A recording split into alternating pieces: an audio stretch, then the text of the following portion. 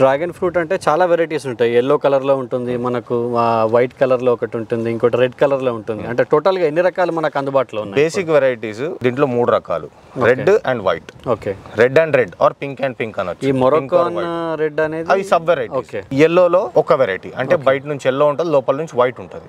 So ఈ 3 కూడా different గా ఉంటాయి, టేస్ట్ లో గానీ ఫ్లేవర్స్ గానీ. ఓకే, సో అన్నిటికంటే ఎల్లో చాలా టేస్టీగా ఉంటుంది, మార్కెట్ లో అవైలబిలిటీ తక్కువ, దాని ఫ్లేవర్. దాని తర్వాత రెడ్, దాని తర్వాత వైట్. వైట్ లో కూడా టేస్ట్ ఉంటుంది. జనరల్ గా ఏంటంటే అందరికి డ్రాగన్ ఫ్రూట్ అంటే వియత్నాం నుంచి ఇంపోర్ట్ అయిన ఫ్రూట్, ఏదో 30 days స్టోరేజ్ అయ్యి బై షిప్ వచ్చి ఇక్కడ వచ్చి సేల్ చేసేసరికి దాంట్లో టేస్ట్ ఉండదు, స్టోరేజ్ ఎక్కువ రోజులు ఉంటుంది కాబట్టి అది తినే డ్రాగన్ ఫ్రూట్ అనుకుంటారు. యాక్చువల్గా లోకల్ ఫ్రూట్ తింటే డ్రాగన్ ఫ్రూట్ మళ్ళీ మళ్ళీ తినాలంటే డెఫినేషన్ మారిపోతుంది. అయితే ఈ 3 రకాల్లో కాకుండా డిఫరెంట్ కంట్రీస్ లో డిఫరెంట్ వెరైటీస్ క్రాస్ పాలినేట్ అయ్యి తయారైనాయి. ఓకే, అట్లా 153 రకాలు ఉన్నాయి. ఓకే, దాంట్లో నాకున్న ప్యాషన్తో నేను ఒక 83 రకాలు కలెక్షన్ చేసిన. ఇప్పుడు ఈ 2 లైన్లు చూసుకుంటే కనుక మనకు ఇది గోల్డెన్ ఐసిస్ వెరైటీ, 2 ఎకరాల గోల్డెన్ ఐసిస్ ఎల్లో వెరైటీ చేసిన. అది 40 days లో వస్తుంది ఫ్రూట్.